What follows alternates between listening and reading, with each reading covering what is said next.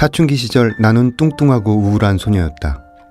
누가 뚱보라고 놀리면 나는 집으로 돌아와 어두운 곳에서 책을 읽었다.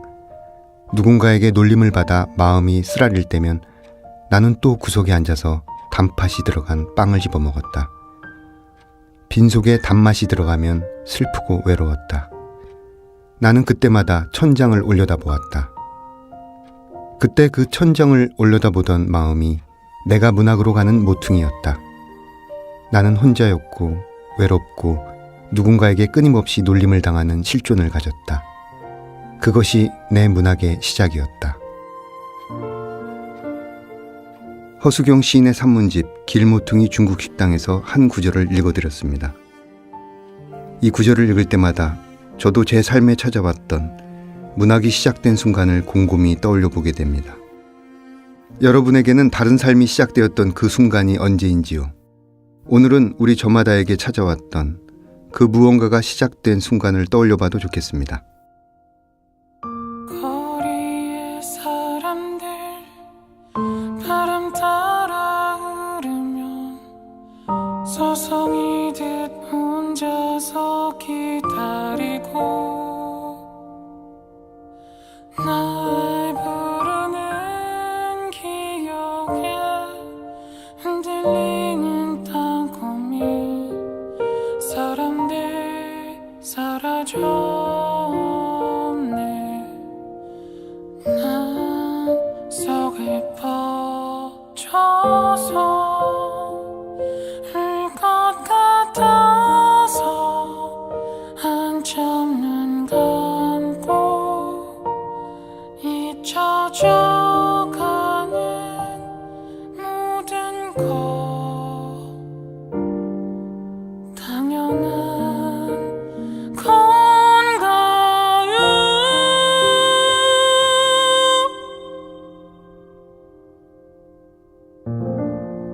문학 라디오 헤이수의 문장의 소리.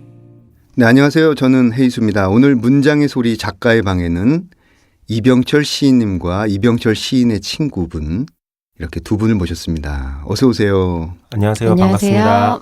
네, 이병철 시인님, 저는 오늘 처음 뵀는데요. 굉장한 훈남입니다. 한국 시단에 이렇게 훈훈하고 체격도 굉장히 좋아요. 보니까. 그래서 간단히 소개해드리겠습니다. 2014년에 문학수첩으로 등단하셨고 2017년 시집 오늘의 냄새를 출간하셨습니다. 네, 요즘 어떻게 지내시는지 근황을 여쭤봐도 괜찮을까요? 네. 안녕하세요. 저는 시 쓰는 이병철입니다.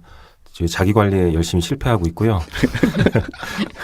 한때 훈남이었던 그 과거를 좀 되돌리고 싶어서 헬스클럽에서 열심히 운동을 하고 있는데 이게 다이어트는 안 되고 벌크업만 자꾸 되고 있어가지고요. 네, 이제 고민이 많은 하루하루를 보내고 있습니다. 시집 내고 이제 한 5개월 정도 지났는데 제가 생각했던 것보다 그래도 많은 분들이 읽어주시고 또 기억해주시고 몇 편의 시를 또 이렇게 좋게 읽었다고 이렇게 저한테 피드백 해주시는 분들이 계셔서 그 힘으로 꾸준히 또 이제 시 써 나가고 그러고 있습니다. 네. 운동을 지금 열심히 하고 계시다고 네. 들었는데 요즘 뭐 꽂히는 운동 기구라든지 네, 그 헬스클럽에서 지금 이벤트를 해서 그 1+1 행사로 이렇게 헬스 그리고 스쿼시를 네. 끼워 팔기로 이렇게 지금 하고 있는데요. 네. 그 스쿼시를 지금 등록해서 하고 있는데 이게 재밌더라고요. 이렇게 공 때리는 그 기분이 좀 스트레스도 좀 많이 해소되고 그래서 스쿼시를 아주 재밌게 하고 있습니다. 네. 네. 굉장히 에너지 소모가 많은 운동이잖아요. 네. 예, 함께 오신 지인분도 자기소개 부탁드리겠습니다. 네, 안녕하세요. 저는 이병철 친구로 이 자리에 함께하게 된 배우 장다경입니다. 영화에 간간히 뮤지컬 주로 활동하고 있는 배우고요. 저는 이병철이라는 친구랑 한 안 지는 2년 정도 된 것 같은데요. 만난 자리에서 되게 급격히 친해져서 자주 보고 있는 친구입니다. 장다경님, 오늘 스튜디오에 영화와 뮤지컬에 출연하신, 제가 좀 떨립니다. 굉장히 미인분이라서. 네, 영화 뮤지컬에 출연하신 장다경님이 함께 하셨습니다. 어떤 영화 뮤지컬에 어떤 역할로 출연하셨는지 조금 설명을 좀 부탁드릴까요? 그나마 좀 많이 나왔다 싶은 거는 네. 영화 회사원에서 이제 서대리라고 킬러 역할이 있었고요. 네. 검색해 보시면 그거는 다 아시더라고요. 이렇게 스트랩실이라고 말해도 되나? 그냥 목 아파서 감기약 먹고 갑자기 노래 잘하는 아, 그 여자예요. 실제 노래 잘하시죠? 열심히 하는 편입니다. 아, 노래는 이병철 시인이 더 잘해요? 네, 이병철 시인이 노래에 또 일가견이 있으셔가지고. 이병철 시인. 시인들이 노래에 강합니다. 시집 제목이 오늘의 냄새인데요. 네. 그래서 이 표지작인 오늘의 냄새뿐 아니라 이 작품에 수록된 많은 시편에서 후각이 네. 굉장히 중요한 감각으로 다루어져 있는 것을 발견할 수 있었어요. 네. 이 후각적 이미지에 매료된 이유라든지 어떤 계기라든지 혹은 이제 이번 작품 전면에 후각적 이미지를 네. 내세워놓던 이유에 대해서 좀 들어볼 수 있을까요? 아, 네. 일단 제가 좀 냄새를 좀 예민하게 감각하는 사람이라서요. 그 냄새에 얽힌 어떤 추억이나 그 기억 같은 게 굉장히 많아요. 그 어떤 냄새를 맡으면은 한 번도 그동안 생각하지 않았던 어떤 지난 어느 삶의 그 장면이 불현듯 떠오른다거나 잊고 있었던 어떤 감정 같은 게 굉장히 생생하게 재생된다거나 이런 경우들이 많아서 이걸 어떻게든 시로 꼭 한번 써보고 싶다라는 마음을 늘 갖고 있었는데 그래서 이 후각 이미지 그리고 냄새라는 것에 착안을 해서 이제 시를 한 편 두 편 써보다 보니까 그동안 우리 현대시에서 그 시각이나 청각 그 이미지가 많이 이렇게 빈번하게 사용되는 것에 비해서 그 후각을 이렇게 이미지화한 그런 시들은 많이 또 만나볼 수가 없더라고요. 맞아요. 예. 그래서 내가 한번 그럼 후각을 한번 시를 통해서 이렇게 이미지화 해가지고 그 독자들한테 그동안 시각 또 청각 뭐 이런 익숙한 감각들 말고 조금 새롭고 낯선 감각을 이렇게 자극할 수 있는 그런 시를 한번 좀 써보고 싶다라는 그런 마음으로 그렇게 해서 좀 천착하게 됐던 것 같아요. 저는 이 부분에서 굉장히 큰 인상을 받았고 그다음에 이병철 시인이 시도한 이 후각 이미지가 굉장히 의미가 있다고 봐요. 그러니까 예를 들어서 습작생들이 처음 소설을 쓸 때 보면은 시각적 이미지가 주로 많이 들어가 있어요. 후각이라든지 촉각은 잘 사용을 안 해요. 그런 의미에서 이번 시집이 의미가 있는 것으로 봅니다. 감사합니다. 네. 근데 친구분은 장다경님은 보시기에 후각적 이미지에 예민한 모습을 자주 발견하셨나요? 기본적으로 이 친구가 요리를 정말 잘해요. 근데 그게 후각을 빼놓고 뭐 할 수 있는 영역이 아니고 실제로 거의 이 친구의 SNS를 보면 시를 쓰는 사람인지 뭐 요리를 하는 사람인지 좀 헷갈릴 정도로 정말로 그런 쪽으로 되게 다재다능한 모습이 있죠. 네. 근데 이병철 시인님은 실제로 어떤 냄새를 좋아하고 또 싫어하는지도 갑자기 궁금해지네요. 본인은 또 어떤 냄새로 기억되고 싶은 시인인지 그것도 궁금합니다. 일단 제가 좋아하는 냄새, 물 냄새들을 좋아해요. 강물 냄새 그리고 약간 그 소독된 그 수돗물 그런 냄새도 저는 좋아하고, 그러니까 물이 저기 흔히 무색무취로 알려져 있는데 그 물도 어디 담겨 있고 어떻게 흐르고 뭐 그거에 따라서 그 냄새나 맛이나 이런 게 다 천양지차더라고요. 그래서 그 물 냄새 맡는 걸 전 되게 좋아하고요.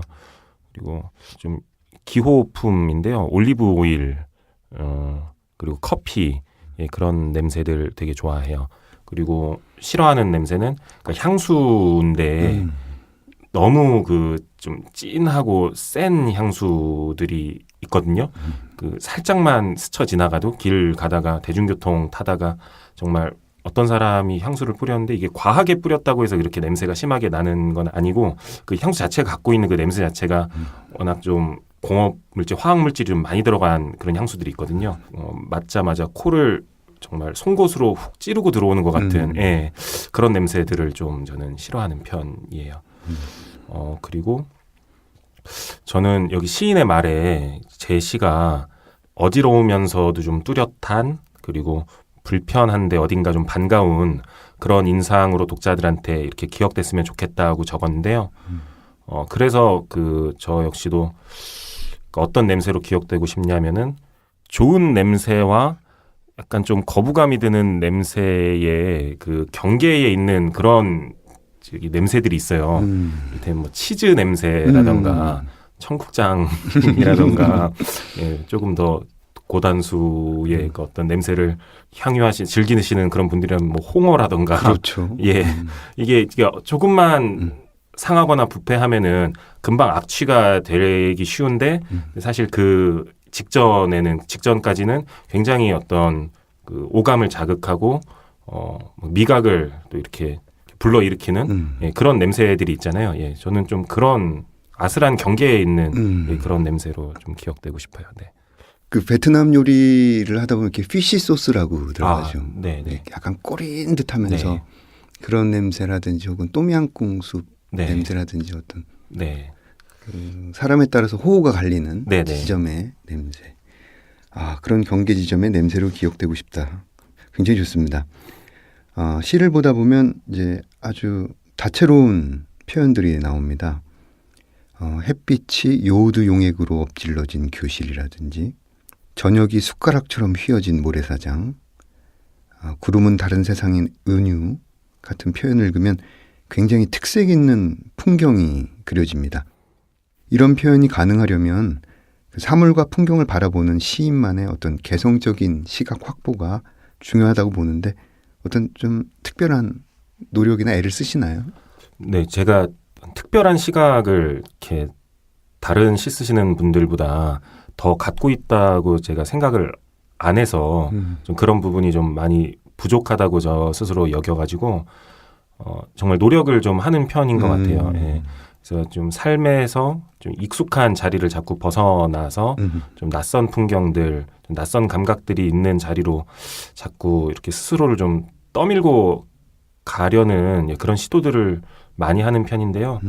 그래서 뭐 1, 2주에 한 번씩은 꼭 어디 이렇게 자연이 있는 곳으로 이렇게 짧게 이렇게 뭐 여행을 다녀온다거나, 예, 그 배낭여행 가고 하는 것도 되게 좋아해서 이렇게 조금만 이렇게 제가 쓸 수 있는 돈이 모이면은 예, 외국으로 이렇게 여행을 또 자주 가는 편이거든요. 네. 그래서 외국에서 이국의 어떤 그 낯선 뒷골목 같은 곳, 말이 전혀 통하지 않고 나에게 익숙한 것이 하나도 없는 그런 장소에서 모든 것이 다 신기하고 새롭고 또 두렵기도 하고 예, 그런 곳에서 자꾸 이렇게 이방인의 눈으로 이렇게 세상을 이렇게 바라보려는 그런 노력들을 많이 하고 있어요. 그러면은 좀 그동안 익숙하게 봐왔던 세계가 아니라 예, 새롭고 낯설게 보이는 것들이 이렇게 많이 이렇게 감각되더라고요. 예. 그렇죠. 어떤 이국의 뒷골목 잘 알려지지 않은 네, 네. 주소조차 돌아와서는 잘 기억할 수 없는 그런 곳에서 느껴진 어떤 해방감도 있고 긴장감도 있고 네. 역시 어떤 경계 감각이 동시에 느껴지는 장소이기도 합니다. 여기 불과 빨강과 뱀이라는 시를 보면은 혀끝의 여름, 혀끝의 겨울, 어느 계절을 좋아해? 나는 모퉁이들로 우글거리는 마을이 될 거야. 불붙은 얼음들이 떠다니는 테트리스도 좋고 이런 구절들이 나와요. 네. 뭐 이외에도 보니까 어떤 늦봄, 체온계, 해동생선, 배꼽, 목구멍, 불장난 이런 신체라든지 어떤 냉온 감각이 상당히 동원되고 있어요. 네. 그래서 후각뿐만 아니라 어떤 촉각의 예민함이 자주 등장하는데 그런 감각들이 개인적으로 어떤 의미를 담고 있다고 생각하세요? 이게 저 혼자 이렇게 좀 갖고 있는 저 나름의 어떤 그 신념 같은 건데요. 그러니까 신념이라기엔 좀 너무 거창하고 그 시인으로서 그러니까 제 시에 갖고 있는 어떤 철학이랄까요? 예. 그런 부분인데 그러니까 시는 사유나 판단보다 그 감각의 언어가 돼야 된다라고 저는 생각을 해서 네네. 누가 이렇게 길을 걸어가다가 대뜸 제 뺨을 이렇게 때리거나 이렇게 하면은 그 사람이 나를 왜 때렸는지 도대체 이 사람이 왜 나를 이렇게 때렸을까라는 그 사고 판단보다는 사실 아프다고 하는 통각이 먼저 오잖아요. 제가 생각할 때 이 세계는 이렇게 그런 곳인 것 같더라고요. 이렇게 여러 가지 우리가 지각하고 이렇게 눈으로 보고 또 귀로 듣고 할 수 있는 것들이 그런 사물들이 도처에 널려 있지만 그것들은 그것의 의미를 먼저 이렇게 파악하고 판단하고 하기보다 눈으로 보고 손으로 만지고 하는 그 감각 작용들이 감각 반응들이 더 먼저 이렇게 선행이 되는 곳이 우리가 살고 있는 세상이라고 저는 생각을 해서 네. 그래서 감각을 좀 우선시하는 그런 이미지들을 이렇게 시에 많이 이렇게 사용하고 조금 더 적극적으로 배치를 저는 하고 있어요. 예. 네. 그렇습니다. 역시 그 해설을 쓴 박상수 평론가가 이병철 시인을 감각적 이미지스트라고 정의를 했는데 상당히 왜 이런 정의를 내렸는지 설명을 듣다 보니까 확실하게 이해가 됩니다.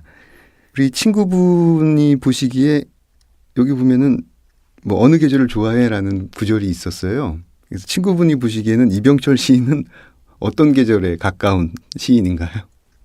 이병철은 여름인 것 같아요. 되게 무더운 여름인 것 같아요.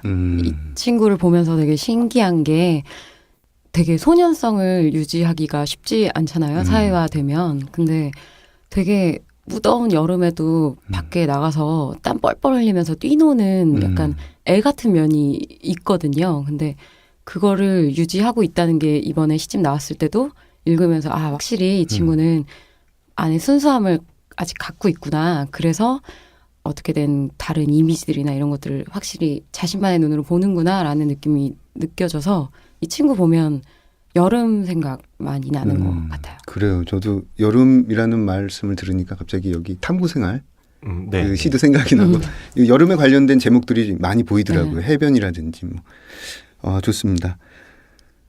고양이와 놀기를 읽으면 실제로 애완동물을 키우는지 이렇게 궁금한 점이 들더라고요. 어떻게 네. 키우시나요? 제가 독립해서 그 집에서 나와가지고 따로 산 지가 거의 한 10년 정도가 됐는데요. 네. 이제 그 전에 이제 가족들하고 같이 살았을 때 슈나우저를 이렇게 키웠어요. 2004년부터 그 이름이 순돌인데 그 지금도 저기 엄마 집에 있거든요. 같이 살고 있거든요. 엄마하고. 네, 네, 예. 네.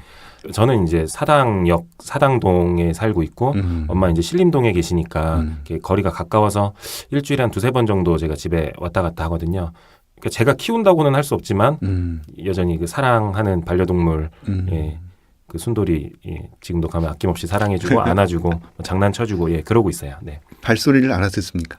네네네. 어떻게 장다경님은 애완견이나 저는 애완묘가 있으시죠? 애완묘를 키우고 있는데 네네. 저는 지금 4개월 됐거든요. 아기가. 그래서 열심히 아직 이갈이를 한다 그러나? 그래서 보면 무조건 깨물더라고요. 그래서 지금 뭐 손발이 나무나지 않게 깨물리고 있는 중입니다.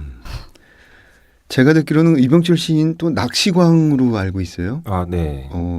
어떻게 본인이 정의 내리는 낚시라는 게 어떤 거가 있습니까? 낚시란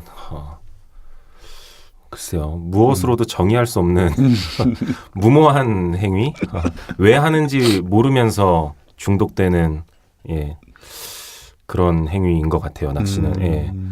항상 혹시나 하고 했다가 역시 그렇지 하고 실망하면서 돌아오게 되는 그런 행위가 아닐까? 그렇게 생각합니다. 저희가 되게 친하게 어울리는 친구들이 있는데 넷이서 여행을 갔었어요. 근데 여행을 갔는데 여행에 있다가 이병철이 이제 낚시하니까 물어봤었어요. 너는 시 쓸래, 낚시할래 둘 중에 하나만 선택해야 되면 뭐 할래? 이랬는데 낚시한다고 그러더라고요. 당연하죠. 당연한 거군요. 그럼요. 어떻게 낚시를 하면서 어떤 시상이 떠오르기도 하나요? 그런 질문들을 제일 많이 듣는데요. 낚시하면서 무슨 생각하냐고. 근데 사실 전혀 뭐 시와 관련된 생각은 물론이고 제 앞으로의 어떤 장래라든가 어떤 미래를 향한 어떤 건설적인 생각 같은 것들 하나도 하지 않거든요. 그러니까 아무 생각도 안 한다고 보시면 될 것 같아요. 그러니까 낚시할 때는 오직 낚시 생각만. 그렇죠. 어떻게 하면 잡을 수 있을까? 안 잡히면 왜 안 잡힐까? 내가 지금 하고 있는 내 낚시에 지금 무슨 문제가 있나? 장소를 옮겨봐야 하나? 어떤 장비를 바꿔봐야 되나? 그런 생각들로 이렇게 골똘하게 있다 보면은 그 시간이 금방금방 또 이렇게 지나가요. 한나절 지나가고 어느새 어두워지고. 그렇죠. 우리가 낚시라든지 등산을 하는 이유는 생각을 하지 않기 위해서잖아요. 네. 맞습니다. 요즘 그 한국 시인들의 대학원 진학률이 유독 높잖아요. 네. 우리 시인도 국어문학과에서 박사 과정을 수료하셨는데 네. 많은 분들이 역시 또 많은 이런 질문을 합니다. 그 문학 공부를 많이 하는 것과 실제 창작과의 관련성에 대해서 네.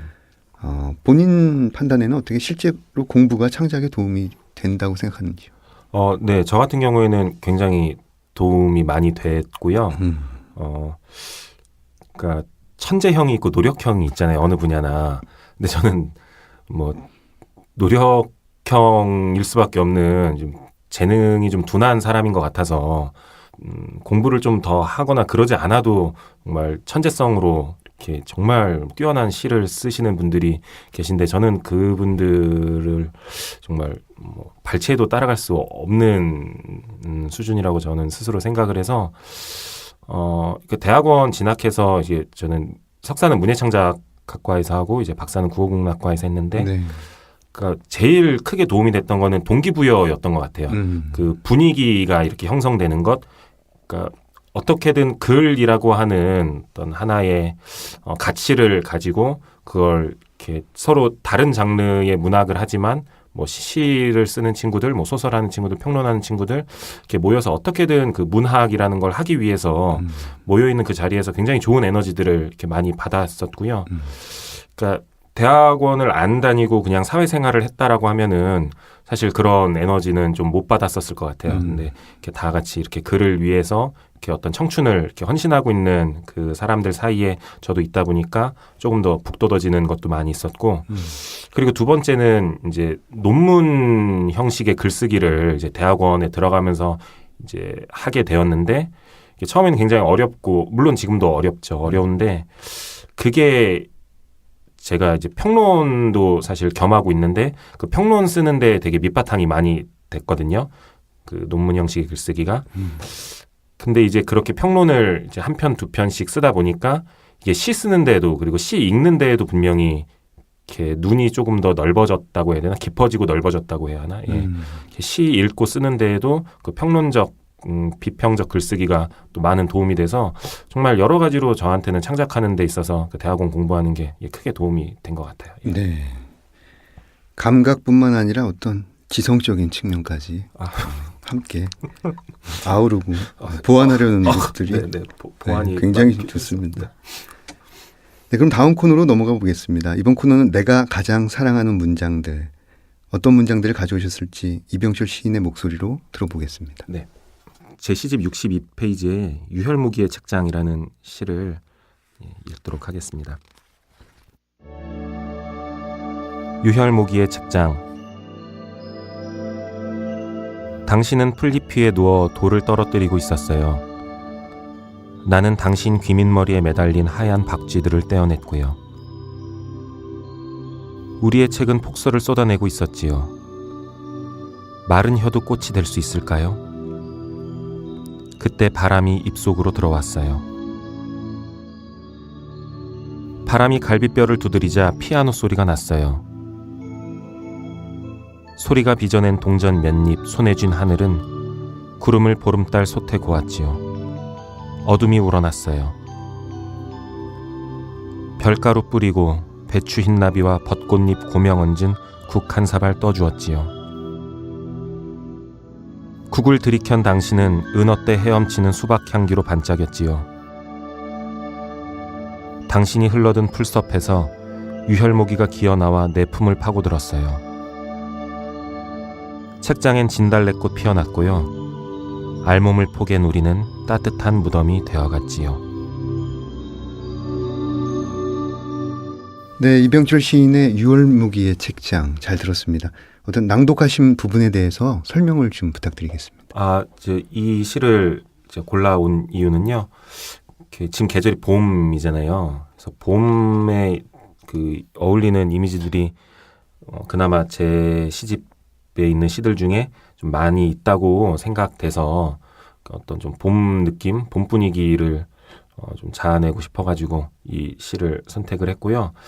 좀 싫어하는 것 그리고 두려워하는 것 약간 포비아의 어떤 대상 그거를 좀 극복하려는 그런 시도도 문학 안에 필요하다고 저는 생각을 해서 제가 뱀을 정말 싫어하고 혐오할 뿐만 아니라 정말 무서워하거든요. 예. 진짜 정말 너무 무서워요. 그래서 지금도 그 몸이 조금 기력이 좀 허하거나 좀 심리적으로 좀 뭐 안 좋은 일이 있거나 좀 쫓기거나 할 때는 꼭 밤에 꿈을 꾸면 꼭 뱀이 나오는 꿈을 꿀 정도로 그 정도로 이게 제가 갖고 있는 어떤 제 안의 공포의 어떤 원형이랄까 예 그렇게 좀 자리 잡은 그런 대상인데 이게 자꾸 근데 외면하기보다 이거를 어떻게든 좀 시의 소재로 이렇게 시의 어떤 그 미적 이미지로 이렇게 바꿔서 이것하고도 좀 화해하고 좀 극복하고 싶은 예, 그런 마음들이 그런 욕망들이 이제 조금씩 이렇게 생기더라고요. 시를 계속 써 나가면서 그런 욕망으로 쓴 그런 작품인데 제가 생각했던 것보다 시가 완성되고 났을 때 좀 더 이렇게 선명하고 뭔가 예, 읽기에 좋게 이렇게 나온 것 같아가지고 뱀을 조금이나마 예, 그 두려움을 예, 조금이나마 저한테 좀 없애준 예, 그런 작품이라서 한번 골라와 봤습니다. 네, 감사합니다. 이어서 장다경님의 목소리로 낭독 들어보겠습니다. 네, 저는 이병철 시인의 오늘의 냄새 시집의 56페이지에 있는 장마 냄새 읽어드릴게요. 장마 냄새. 비가 입술 위에 쏟아지고 입술의 빨강과 비의 무채색이 더듬더듬 끊어지는 내 말에 쏟아지고 우산을 펴겠지. 구름이 없는 하늘을, 젖지 않는 머리카락을, 촛불 100개를 켠 고해소를, 힘없는 무릎을 우산 속으로 데려올 거야. 우산 속 어제로 우산 바깥에 내일을 밀어내는 가시도 친 식물. 흙물 흐르는 골목에 엎드리면 내가 사는 지붕까지 기어갈 수 있어. 빗속에 숨은 발꿈치를 들을 수 있어. 이 몸의 장마 냄새를 맡을 수 있어. 소리에서 냄새로, 냄새에서 예감으로, 예감에서 육체로 부글거리는 오래 참은 말들이 이룬 한낮의 폭우. 식물은 빗속에서 동물이 된다. 눈으로, 귀로, 셔츠와 속옷으로 흘러드는 비를 마시며 움직일 수 없는 몸으로 움직이는 뿌리의 수평, 꽃을 잃고 색을 잃은 진딧물들이 소름 돋는데 몸을 둥글게 꺾으면 뱀과 넝쿨 중 어느 쪽이 더 슬플까? 둥근 등뼈와 어깨의 비대칭, 작고 예쁜 젖가슴. 우리가 뒤엉켰다가 풀어진 자리에 곡선의 시절을 기억하지 못하는 비가 수직으로 내리꽂힌다. 얇은 살갗 하나 뚫지 못하면서 너는 식물의 심장까지 어떻게 바늘을 밀어넣은 거니? 비가 아파서 우산을 펴는 사람이 있다. 네, 잘 들었습니다. 저도 개인적으로 이 시가 좀 인상적이었거든요. 어떻게 장다경님은 이 장마 냄새 어떤 부분들이 마음에 드셨나요? 오늘 비가 오잖아요. 이게 아마 업로드 될 때는 날씨가 어떨지 모르지만 근데 이 시를 읽고 나면 마지막 구절에 비가 아파서 우산을 펴는 사람이 있다라는 걸 읽고 나면 비 오는 날 우산을 펴고 가는 사람들을 보면 그런 생각 들 때 있어요. 아, 그래.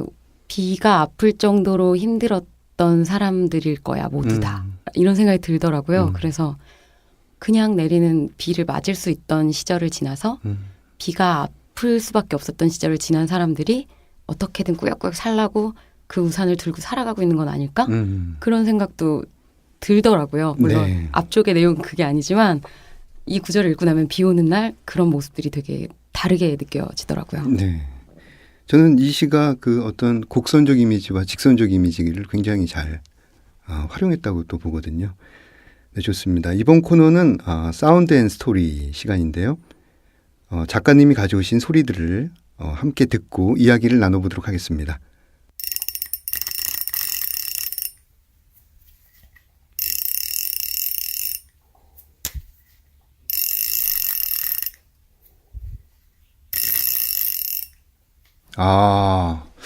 여러 가지 생각이 맞추는 건가요? 그러게요.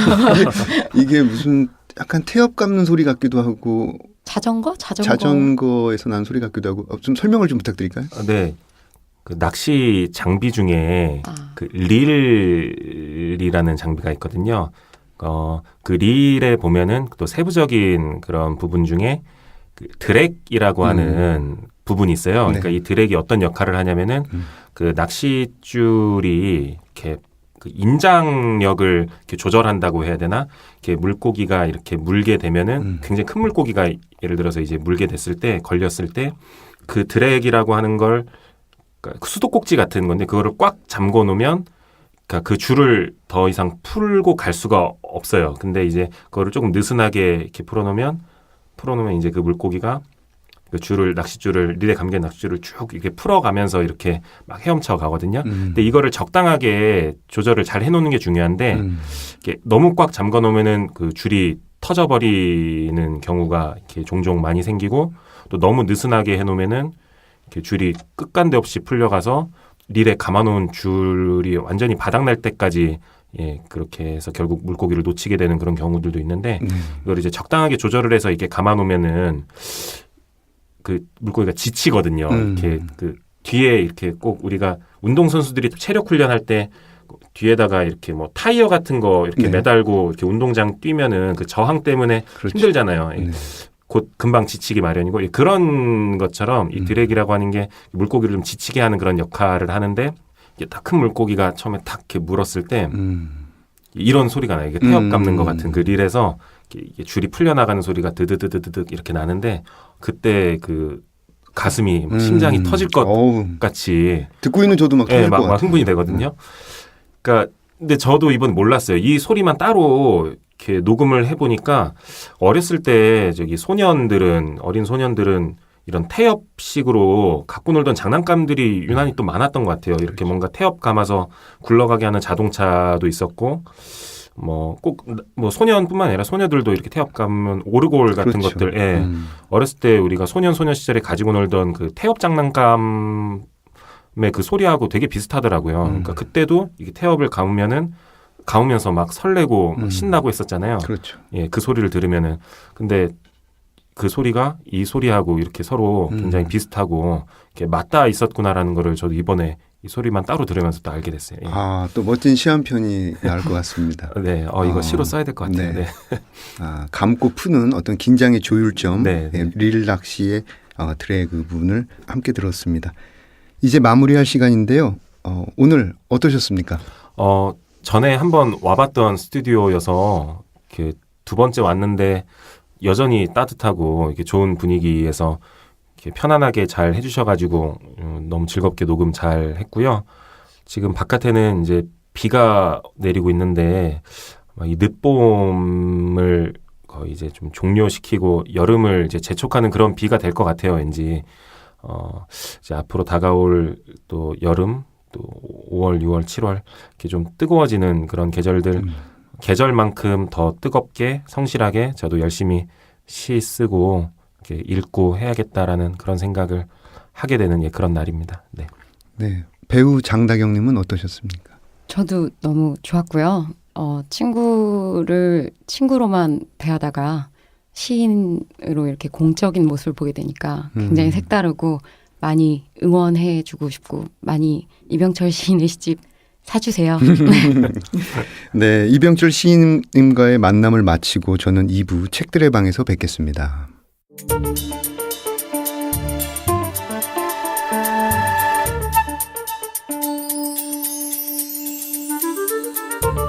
문장의 소리 책들의 방 코너에서는 책과 관련된 다양한 직업군의 사람들을 초청해서 이야기를 나누고 있습니다. 오늘은 작가 레지던시 특집을 마련했습니다. 작가 레지던시란 작가들에게 일정 기간 동안 숙식을 제공하면서 창작에 전념하도록 도움을 주는 프로그램입니다. 이 자리에 토지문화관 권오범 국장님과 객주문학관 박경애 사무장님을 모셨습니다. 어서 오십시오. 안녕하세요. 네, 한국문학 창작의 산실 역할을 하는 소중한 공간에서 이 막중한 임무를 맡으신 분들입니다. 굉장히 바쁘신 분들이고 또 모시기 힘든 분들인데 이렇게 자리에 함께 해주셔서 진심으로 감사드립니다.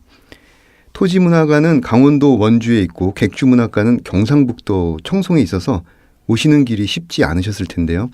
오시는 중에 어떤 생각을 하셨는지 갑자기 궁금해졌습니다. 먼저 토지문화관의 권호봉 국장님 말씀해 주시죠. 네, 사실은 마이크 울렁증도 있고 여러 가지 울렁증들을 가지고 있어서 이 녹음해서 내보낸다고 하셔서 찾아뵙기는 했는데 올라오면서 정말 내가 이걸 제대로 말할 수 있을까에 대한 걱정을 많이 하면서 밖에 내리는 비는 왜 이렇게 슬퍼 보이는지 걱정을 하면서 올라왔습니다. 네. 객주문학관의 박경희 사무장님 어떤 생각을 하셨어요? 3시간 정도 걸리지 않아요? 3시간 반 정도?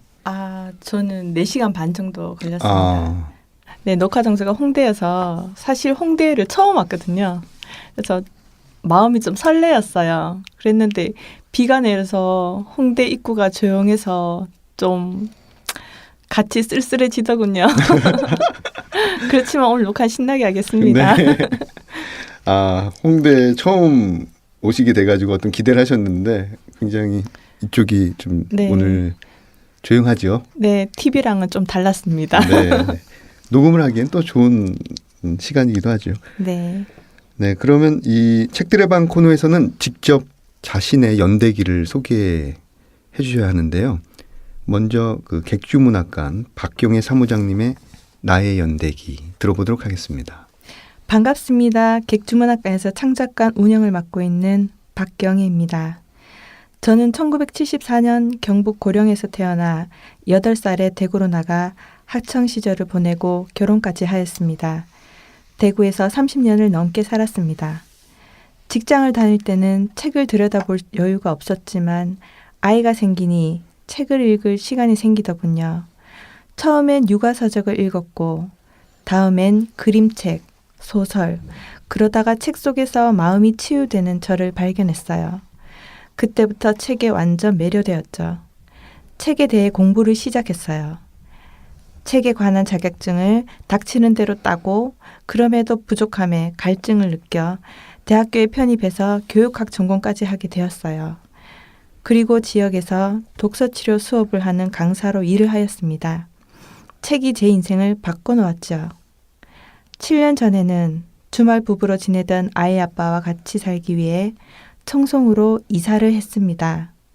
지금은 청송에서 글을 쓰시는 작가님들과 아주 가까이에서 일을 하는 사람이 되었습니다. 책과 저와의 인연이 아직도 현재 진행형입니다.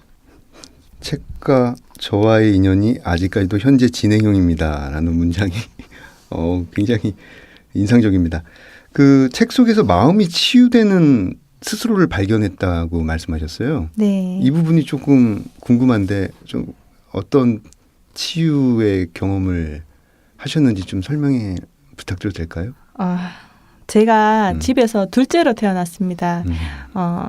잘 아시겠지만 둘째들은 집에서 집중받기가 좀 힘든 위치입니다. 둘째 컴플렉스라고 하죠. 네. 그래서 제가 저희 엄마와 아빠의 칭찬을 받기 위해서 갖은 노력을 많이 했었는데요. 제가 봤던 책 중에서 한 권의 책이 그러한 책 내용이 한 권 있었습니다. 그 책 제목이 점이라는 책인데요.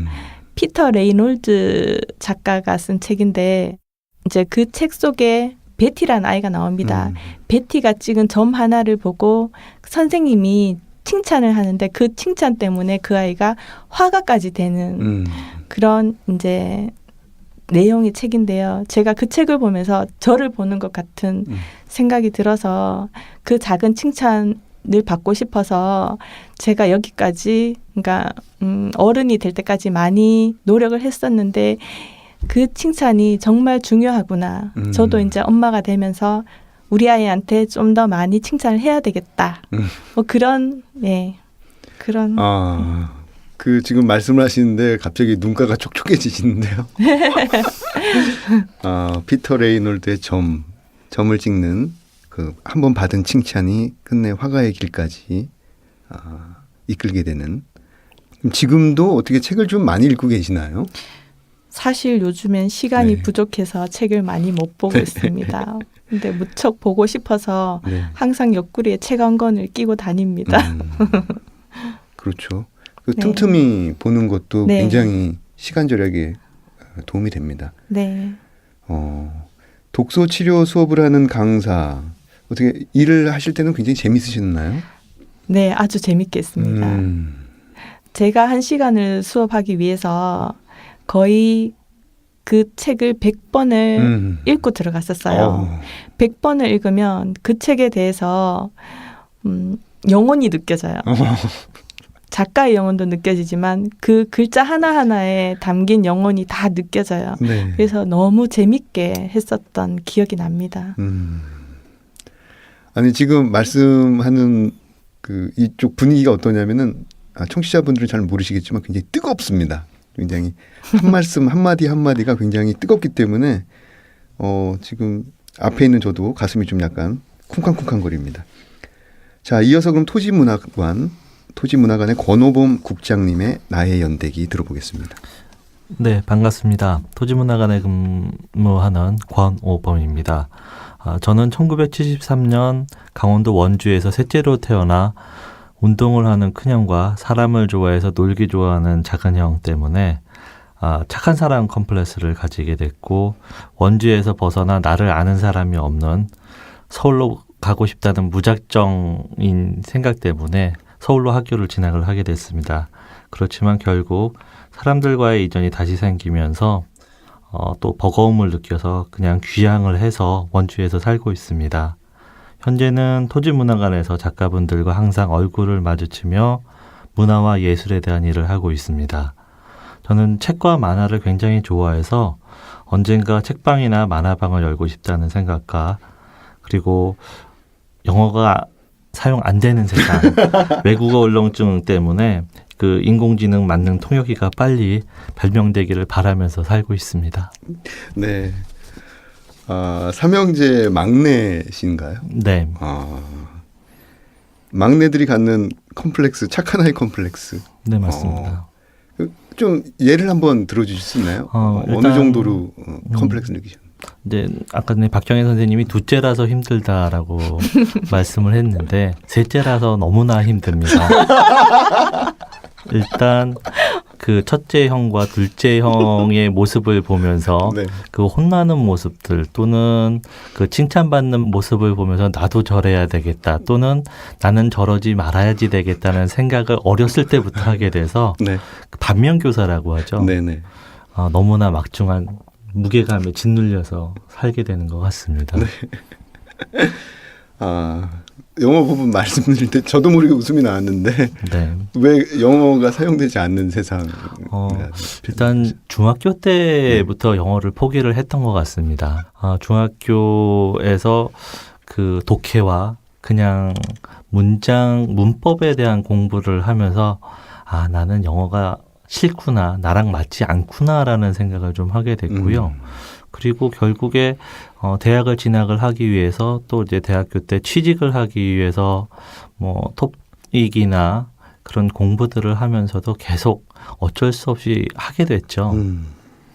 그렇지만 결국 영어가 필요하긴 되더라고요. 예. 그래서 영어가 없는 세상에서 살고 싶습니다. 네, 알겠습니다. 오늘 이 자리에 객주문학관과 토지문화관에서 사무장으로 일하시는 두 분 모셨는데요. 먼저 객주문학관에 대해서 좀 설명을 좀 부탁드립니다. 어디에 있고 언제 있고 또 무엇을 하는지 모르시는 분들이 계실 것 같아요. 네, 객주문학관에 대해 소개해 드리겠습니다. 경북 청송군에서 김주영 작가의 출생지 진보면에 폐교된 진보 제1고등학교를 증개축하여 2014년 6월에 객주문학관을 운영하기 시작했습니다. 객주문학관은 3층 건물로 소설 객주를 한눈에 볼 수 있는 전시관, 연수관, 다용도관, 창작 스튜디오, 창작관 등이 있습니다. 그중에서 창작관은 학교 기숙사를 리모델링한 건물로 2015년부터 작가들이 입주를 시작했고, 이후 입주 신청이 점점 늘어나 올해는 다양한 장르의 작가 20분이 선정되어 평균 3, 4개월의 기간 동안 문화예술위원회, 청송군청, 김주영 작가의 지원을 받아 무료로 집필 공간을 이용하고 있습니다. 집필실에는 집필에 전념할 수 있는 모든 시설을 완비하고 있어 쾌적하고 독립적 공간을 제공받을 수 있고, 식당 내에는 작가 전용 냉장고를 운영하여 24시간 식사가 가능합니다. 물론 주말 공휴일도 식사가 가능하고요. 그리고 매일 아침 식사와 함께 청송 사과를 제공해 드리고 텃밭의 유기농 채소와 지역에서 나는 식재료로 음식을 준비합니다. 부대 서비스로는 도서관, 휴게실, 세탁실, 체력 증진실, 북카페, 초고속 무선 인터넷, 공용 컴퓨터, 프린트기, 복사기, 팩스를 무료로 이용하실 수 있습니다. 올해는 특히 청송군의 지원으로 모든 집필실 내부에 암막 커튼 설치와 시 땡땡사의 허리가 편안한 의자로 교체하는 등 집필실에 업그레이드된 좋은 변화들이 많이 있었습니다. 네. 시땡땡사의 허리가 편한 의자, 굉장히 호기심을 들게 합니다. 자, 그러면 토지문화관에 대해서도 설명 부탁드리겠습니다. 네, 토지문화관은 박경희 선생님이 설립을 한 공간인데요. 1980년도에 강원도 원주로 이사를 내려오셨고 그곳에서 소설 토지를 94년도까지 쓰셨습니다. 그리고 그곳이 토지공사에서 수용을 당하게 되면서 이사를 나가게 되셨는데요. 평소 이제 전업문인으로 생활을 하셨었기 때문에 후배 작가분들을 위한 창작 지원 공간과 문화예술을 이야기할 수 있는 장소를 좀 만들고 싶어 하셨고 그 내용을 받아들여서 흥원면 매지리에 박경희 선생님께서 부지를 조성을 하고 그리고 토지공사에서 건물을 지어주셨습니다. 네. 그리고 많은 분들이 이제 토지문학관으로 잘못 알고 계십니다. 근데 정식 명칭은 토지문화관입니다. 그리고 저희가 주로 하는 일들은 문화와 생명에 대한 강연, 세미나, 워크샵, 캠프 등을 주로 했고요. 그리고 이제 2001년부터 문인분들에게 창작공간 지원 사업을, 그리고 2004년에는 예술인들에게, 2007년부터는 해외 작가분들에게 창작공간을 지원을 하고 있습니다. 네. 그리고 박경희 선생님이 타계하신 이후에 2010년부터 박경리 문학제, 그리고 2011년에는 세계 작가상인 박경리 문학상을 제정을 해서 운영을 하고 있습니다. 네. 두 분이 하시는 일들이 사실 어마어마한 작업량이라는 걸 잘 알고 있습니다. 그럼에도 불구하고 이 청취자분들께서는 문학관에서 두 분이 주로 어떤 일을 하고 계시는지 궁금할 듯합니다. 박경희 사무장님부터 말씀해 주시죠. 네, 창작관에서 제가 하는 일은 직원 관리, 거래처와의 업무, 운영비 관리, 시설 관리, 프로그램 운영, 입주 작가님들 관리, 객주문학관 행사 지원 등등입니다. 쉽게 말하자면 창작관 입주 작가님들이 글을 잘 쓸 수 있도록 뒷바라지하는 일입니다. 아침에 출근을 하면 작가님들께서 밤새 잠은 잘 주무셨는지, 식사는 잘 하시는지, 글은 잘 써지는지, 생활에 불편함은 없는지 등등을 수시로 체크하고 문제점을 해결합니다. 이건 저만의 다짐인데요. 작가님들이 집필실로 시골 마을 오진 청송을 택하신 것을 결코 후회하지 않도록 오늘도 최선을 다하자, 이렇게 속으로 외칩니다. 네, 알겠습니다. 권호범 사무국장님. 네. 네. 제가 주로 하는 일은 문화기획자분들이 아이디어를 주시면 그 아이디어를 사업으로 실행할 수 있게 하는 일들을 하고 있습니다. 쉽게 이야기해서 문인이나 예술가 분들에게 창작 공간을 지원해 드릴 수 있도록 운영 계획을 세우고 홍보를 하고, 그리고 보조금 신청과 자금 집행, 정상화하는 사무 일들과 창작실에 입주한 작가분들이 창작에 전념할 수 있도록 환경을 조성하는 일들을 하고 있습니다. 또 원주에 좋은 공연이라든가 음악회와 같은 소식들을 알려드려서 입주하신 작가분들이 문화 예술을 좀 누릴 수 있게 하고, 또 감자나 고구마 등을 심고 거두는 일도 하고 있습니다. 네, 그래서 그렇게 거둔 농산물들을 가지고 작가분들이 저녁에 출출하실 때 간식으로 드실 수 있게 준비를 해드리는 일도 하고 있습니다. 네. 청송은 약 4년 정도가 3년? 예, 3년. 3년이 창작가 운영은 3년 됐습니다. 3년 정도가 됐고 그다음에 토지문화관은 15년이 넘은 건가요? 네, 거의 18년 정도. 18년 정도. 됐습니다.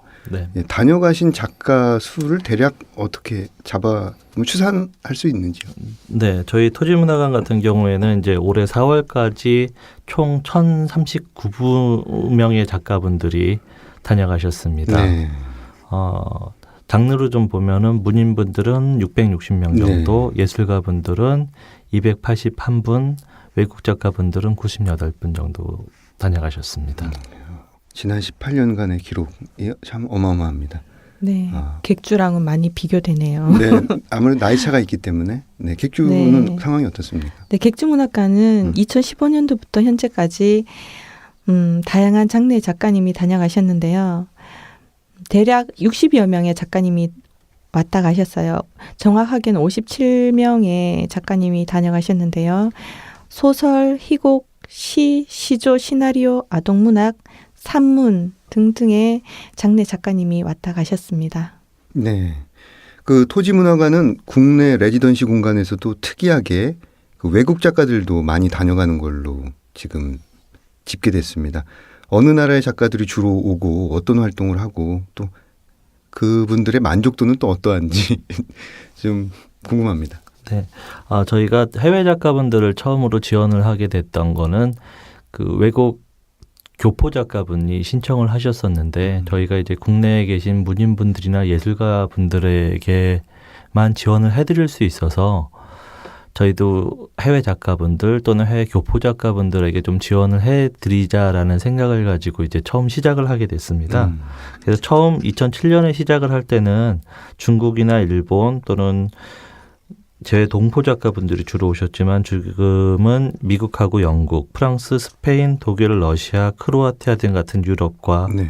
이란, 싱가포르, 말레이시아 같은 아시아 국가들에서도 많이 신청을 하고 있습니다. 네. 각각 일을 하시면서 박경리 선생님이라든지 김주정 선생님 이게 가까이서 뵈셨을 것 같아요. 그래서 그 두 작가님에 대한 애정이 좀 남다를 듯하다는 생각이 들거든요. 그래서 이 두 분께서는 가까이서 뵌 두 선생님들이 어떤 분이셨는지 어떤 분으로 기억하고 있는지 좀 간단하게 좀 말씀을 해주시죠. 권오공 국장님부터 말씀 주시죠. 예, 제가 먼저 말씀드리겠습니다. 사실 박경리 선생님이 원주에 계셨지만 원주에 살면서 계신 거를 잘 몰랐습니다. 워낙 그 독립된 공간에서 외부와 단절한 채 사시고 계셨고 뭐 다만 학교를 다니면서 원주에 큰 작가분이 계신다더라 정도만 알고 있었지 그게 박경리 선생님인지는 모르고 있었죠. 그러다가 토지문화관에 와서 일을 하면서 참 존경받으실 수밖에 없는 분이구나라는 생각을 하게 됐습니다. 옆에서 일을 하다 보면은 항상 본인보다는 남을 위해서 그리고 본인이 가진 모든 재산과 노력과 능력들을 모두 헌신하는 그런 모습들을 보면서 참 존경할 수밖에 없었고 큰 소나무 같다는 생각을 항상 하게 됐었습니다. 네. 한 점의 티끌 없이 또 잘못 없이 문화관을 운영을 하게 하고 또 주변 지인분들에게도 또 그렇게 대해서 많은 오해를 받으시기도 했지만 그래도 큰 어르신이라는 생각을 하면서 살게 됐습니다. 네. 네, 제가 객주문학관을 들어갔을 때 보통 다른 문학관들은 돌아가신 후에 문학관을 짓잖아요. 네. 근데 저희 객주문학관은 살아계신 분의 문학관이라 조금 다른 면이 있습니다. 지을 때부터 완공까지 김준우 선생님이 같이 참여를 하셨어요. 네. 그래서 직접 와 보시면 곳곳에 김준우 선생님의 온기를 느끼실 수 있어요. 그래서 작품의 선정이라든지 배치나 그런 선생님 직접 찍으신 작품들도 있고요. 네. 그런 것들을 보면 굉장히 전문가 못지않게 뛰어납니다. 그래서 제가 김준우 선생님한테 이런 말씀을 드린 적이 있어요. 네. 선생님이 만약 작가를 하지 않으셨다면 무대 감독이나 호텔 지배인이 되지 않았을까요? 그만큼 뛰어난 예술적 감각이나 안목이 느껴졌습니다.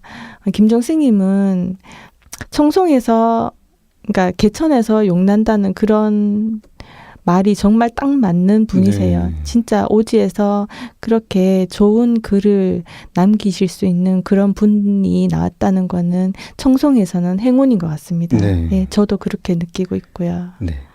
저희 그 책들의 방에서 늘 하는 질문이 있습니다. 이게 뭐냐면 그 지금 두 분께서 하시는 직업이 굉장히 독특한 직업군입니다. 어떤 레지던시 매니저, 총괄 업무라는 분야가 제가 알기로는 우리나라에서 현재 10분도 안 되는 걸로 알고 있는데 문장의 소리 청취자분들 중에 혹시 나중에 이런 자리에 관심을 갖거나 희망하는 분들이 계신다면 어떤 조언을 해주시고 싶으신지요? 어떤 제 옆에 동료가 저를 보고 네. 당신은 창작가를 위해서 태어났다. 이런 얘기를 하는 사람이 있었어요. 예, 매일 아침에 그런 구호를 외치신 분입니다. 제가 어릴 적부터 세상에 대한 호기심과 관심이 많아서 다양한 분야를 경험하고 싶어 했고 다양한 일을 했었어요. 네. 이런 점을 주위에서는 진득하지 못하다, 못마땅해 하셨죠. 그런데 다양한 사회 경험들이 여기 창작관에서는 양질의 밑거름이 되고 있습니다. 네. 지난 경험들 어떤 것도 쓰여지지 않은 게 없어요. 사회에서의 다양한 경험은 자신을 성장시키는 완전식품입니다. 네. 레지던시에서 여러 가지 일을 하려면 어떤 경우의 일이든 당황하지 않고 대처하는 능력이 필요합니다. 여러 분야에서 다양한 경험을 하십시오. 네. 네. 감사합니다. 박경혜 사무장님 말씀 들어보니까 네. 그 여기 그러니까 문학관 들어오기 전에 겪었던 모든 것들이 문학관에서 한 점으로 모인 거네요. 네, 맞습니다. 네. 자, 권호범 국장님 말씀해 주시죠. 네, 저는 박경혜 선생님과 조금 다른 이야기를 하게 될 것 같습니다.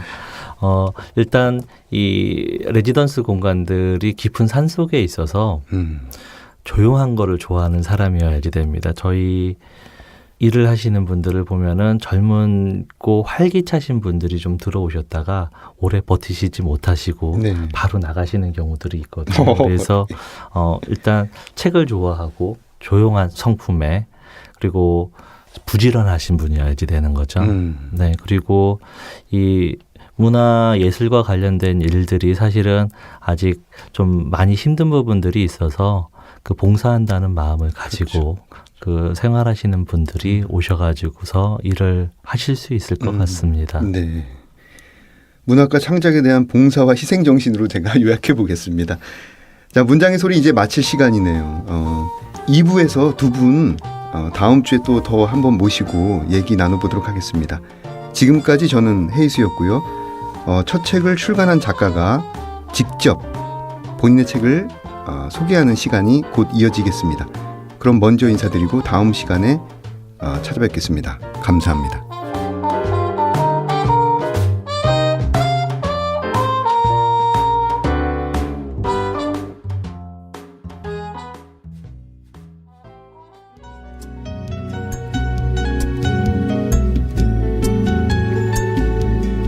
반갑습니다. 문장의 소리 정은신입니다. 오늘은 첫 소설집 편합의 완성을 출간한 이갑수 소설가님과 함께하겠습니다. 네, 안녕하세요. 소설 쓴 이갑수라고 합니다. 7년 동안 준비한 소설집인데요. 어떻게 지내고 계신가요? 뭐 요즘 책이 나와서 뭐 평소보다 조금 뭐 약속도 많고 뭐 만나야 할 사람도 있긴 한데 뭐 그냥 뭐 평소랑 똑같이 그냥 장편 쓰고 뭐 그렇게 지내고 있습니다. 제목이 편협의 완성인데 어떤 의미로 지어진 건지 궁금합니다. 제가 보통 제목을 먼저 정하고 소설을 쓰는데 이거는 뭐 눈, 코, 입이 따로 이렇게 조각 나 있는 사진을 보고 있다가 제목을 먼저 떠올렸고요. 의미는 뭐 어떤 삶의 방식에 관한 것들을 담아 보려고 이렇게 지은 것 같아요. 근데 뭐 소설 전체랑도 좀 통하는 부분도 있고 해서 표제작으로 그냥 정했습니다. 삶의 방식이라고 해주셨는데 구체적으로 어떤 걸 이야기해 주시는 건가요? 그러니까 삶의 방식에서 보통은 이제 단점을 보완하거나 줄여나가는 형식으로 우리가 살아가는데, 그러니까 자기 장점을 극대화하는 방식이라든가 아니면 뭐 철학 박사가 아니라 평생 농사지은 농부가 오히려 더 삶을 더 많이 알고 있지 않을까 하는 그런 것도 있고, 제가 열심히 하지 말고 잘하라는 말을 좋아하는데, 자기가 잘하는 걸 하면 그렇게 열심히 할 필요가 없는데 자꾸만 자기가 잘 못하는 것들을 잘하려고 하니까 강제로 열심히 하게 되는 것 같아서, 뭐 그런 부분들도 조금 생각하면서 정한 제목인 것 같아요. 소설집을 보면 내용들이 재미있고 독특합니다. 인간도 읽지 않는 책을 탐독하는 인공지능 로봇 이야기나 또는 포르노 배우가 되기 위해서 노력하는 주인공이라든지 보통 소재들을 어디서 찾는지 궁금해요. 뭐 특별히 소재를 찾는 건 아닌데 그냥 그때그때 쓰고 싶은 걸 쓰는 편인데요. 보통은 뭐 책에서 많이 얻는 것 같고요. 지금 말씀하신 소설들의 경우에는 뭐 특정한 어떤 특집이었던가, 그다음에 테마 소설집 같은 기획이 이제 묶여 있어가지고 약간 제가 그런 걸 이렇게 찾았다기보다는 어느 정도는 약간 방향성이 정해져 있어서 따라가려고 했던 작품들인 것 같고, 보통은 그냥 뭐 책 보면서 소설 이외에 뭐 과학책 같은 것도 자주 보는 편이고요. 입문서 같은 거 읽다가 아이디어 같은 게 생각나면 따로 적어 놓기도 하고 그냥 그때그때 만들죠.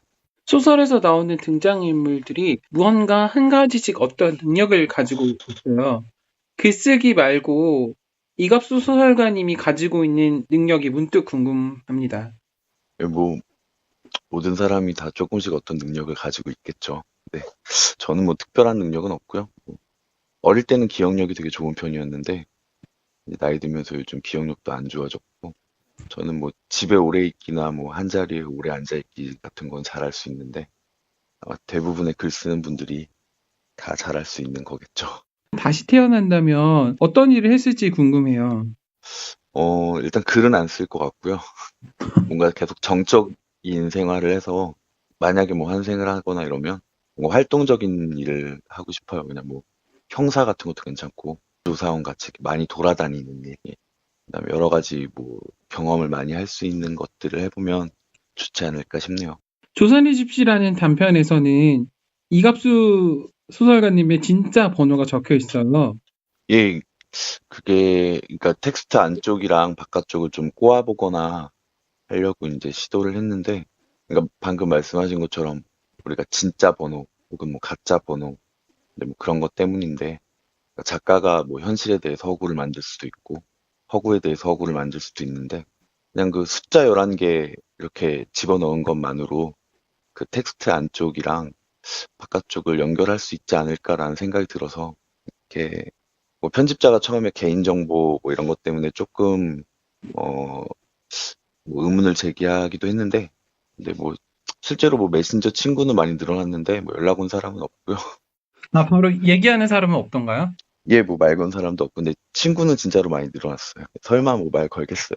네, 오늘 인터뷰 너무 감사드리고 마지막으로 이갑수 소설가님의 목소리로 소설집에 실려 있는 우리의 투쟁 들으며 마치도록 하겠습니다.